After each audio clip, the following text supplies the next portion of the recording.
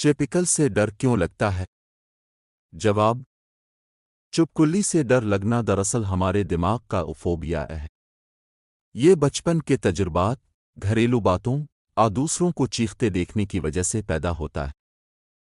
چپکلی نہ کاٹتی ہے اور نہ انسان کو نقصان پہنچاتی ہے، صرف اس وقت مسئلہ بنتا ہے جب غلطی سے کسی سالن کھانے میں گر جائے، ورنہ یہ بس دیوار پر رہتی ہے اور چھوٹے چھوٹے کیڑے کھا کر گھر کو صاف کرتی ہے۔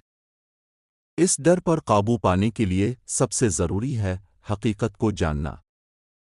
جب دماغ یہ مان لے کہ چپکلی نقصان دہ نہیں، تو آہستہ آہستہ ڈر کم ہونے لگے گا۔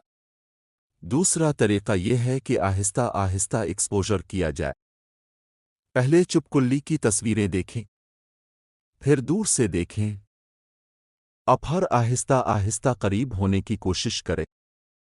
اس طرح ذہن خود کو عادی بنا لیتا ہے۔